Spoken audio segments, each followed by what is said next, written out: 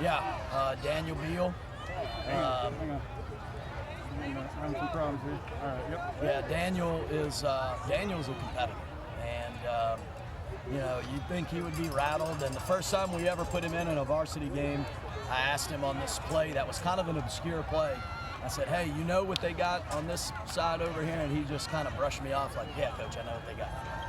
And he doesn't get rattled. He took some hits. We didn't protect him as well as we should have, and he just kept getting right back up and battling. Your defense, had some bad field position in the second half, but managed to settle down there and put the shutout to close it out. Man, the defense was absolutely lights out. And Coach Deuce Harrison, our defense coordinator, Sean Jezik, Austin Bellamy, and Coach Matthew Morrow, our defensive staff. Phenomenal job.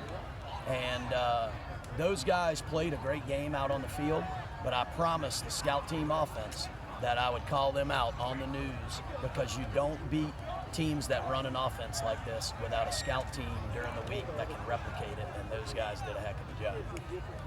What about just the victory? I mean, I know it felt like a state championship game, even though, we still got weeks to play. Right. We told the guys, this is going to be a state championship atmosphere. Told them that it was okay to be a little bit nervous. That's just God letting you know you're doing something that's really important to you. And, I thought the guys handled the atmosphere and the situation really well. And, we're going to celebrate this one and enjoy it for about 24 hours and then put it to bed and go back to work. That good quick start that you guys got off to. Yeah, Landon, I thought, just did a phenomenal job running the offense early on. And we really had a lot of things going there. We're able to get some points on the board early. And, Coach Norman Joseph, our offense coordinator, did a great job adjusting later in the game when we had to move with different quarterbacks, and I thought those guys did a great job. It was a big shot downfield to get the go-ahead score. Yeah, what a throw and catch. I mean, Trey Benson has not gotten enough, catches and all that he deserves, and all these guys deserve to get the ball, but I think you saw tonight just how dynamic of a playmaker that guy is.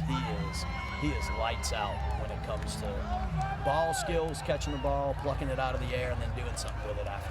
Did you feel like you needed to take a shot to change momentum there and make something happen? We did. They made some great adjustments on their part on defense to kind of shut down our inside run game. So when we had the short field, we knew we had been waiting for the right opportunity with the ball on the right side of the field and all that to call that play. Mm-hmm. And it just so happened to present itself right there. So it gave us a chance to run it. You mentioned, the confidence that Daniel has, but for him, he throws a dime right there in a clutch situation in the fourth quarter against Acadiana. Yeah, a freshman football player that has been with the varsity at practice for about 2 weeks. He's been playing on the freshman team, been doing really well, and we pulled him up. He's the fourth of 4 brothers that have played for us. And so, he knows everything there is to know about the Catholic High offense. And, that's his brother snapping him the ball, which is pretty neat. But, he's a competitor. Coach, going back to your defense, Christian Menino had 2 fumble recoveries in the first quarter, and then you got, one of the Johnson brothers playing on your defensive line. Can you talk about that a little bit? Yeah, Christian is, to stop that offense and hold them to 21 points, you got to have some guys willing to do some dirty work in the middle. Mm-hmm. And Christian Menino is the leader of that group. Mm-hmm. We were without Wes Woodward, who's also a big-time player for us on the D-line. And Jacob and Josh Johnson, both of the twins, stepped up and did well in the middle, along with Tostin, Vessel. Those guys on the defensive line did a great job tonight in doing what we asked them to do, which is play an assignment football. When you play those guys, you can't get caught with your eyes looking at different things. You got to play your assignment. Those guys did that. As frustrating of a year as it's been at times for Michael, just trying to battle back from injuries, he comes up with the huge tackle for loss over there and then take away. That's Captain America for us. He's such a great leader. And he plays so hard and just knows everything that's going on. The guy started for us for 3 years now.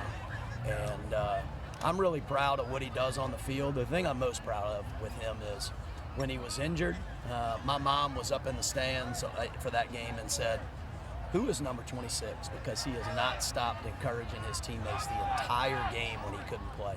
And that's the kind of kid that he is. And I'm more proud of that than even anything he does on the field.